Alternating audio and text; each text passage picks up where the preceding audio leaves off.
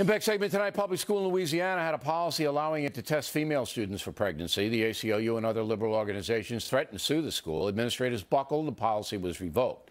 But the bigger question is, why do schools, I should say, what do schools have a right to do with their students?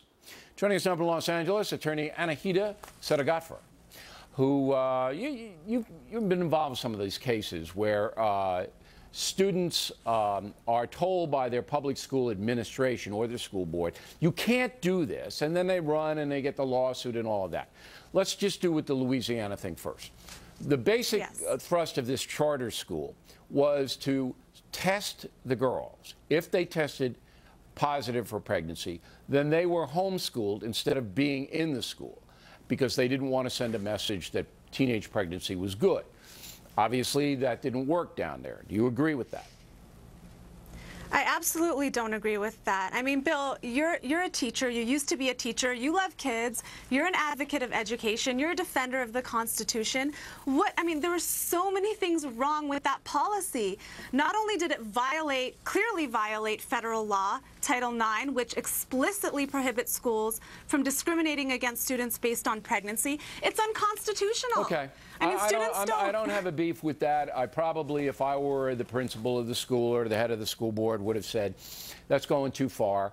I mean, you don't want to encourage, obviously don't want to encourage pregnancy, but you do have a right to be humane, and the student does have a right to be educated, and it's better for society if she is, so that maybe she can support the child that she gives birth to. Okay.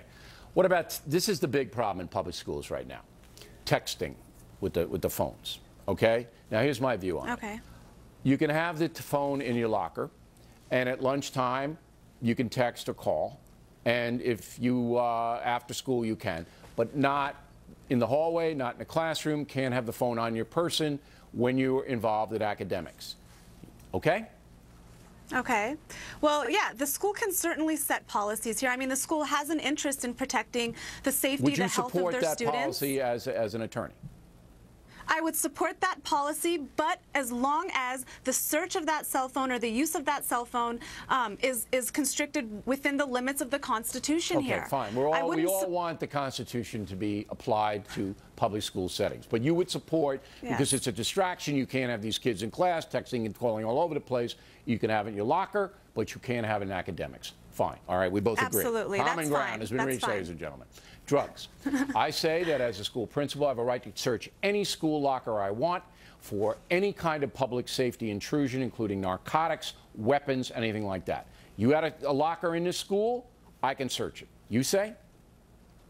I say it's okay to search lockers, but there has to be reasonable suspicion. They can't, I mean, school officials can't arbitrarily, based on a hunch, go ahead and search. No, they have to have a reasonable suspicion. Why can't they say, we're going to do a search today on everybody's locker? We're not singling out anybody. All the lockers overnight are going to get searched. Why not? I would argue that's not constitutional. Why not? Why? Because students have a expectation of privacy in their lockers. If there is a school problem, if there's something going on, it's incumbent upon school authorities to solve the problem. If there's drugs in the school, they have to go look for them. All right, I disagree with you on that. I think that the school has an obligation, because it's not on private property, it's on public property, the locker. Public property. All that's required, Bill, reasonable suspicion is all that's required. That is a very low standard. If there's a lot of drugs in the school, it's reasonable suspicion. There might be some in the locker, so I'm searching them. Now, what about drug testing the student? What about drug testing a student that you might feel is stoned? When I was in the classroom, I saw stoned kids. All right? I would have liked to have had them tested, drug tested, to see what we were dealing with. Do you oppose?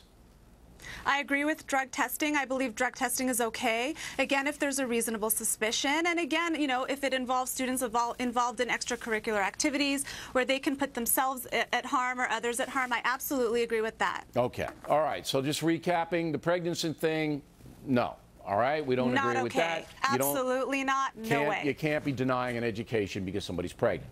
Absolutely. We agree that cell phones should be regulated to the locker and not visible or not allowed during academics. And we split on the drugs. I say they can search any locker at any time. You say no, but they can drug test if there's reasonable suspicion a kid is stoned. Do I have it? Yes. All right, Counselor, very good. We appreciate it.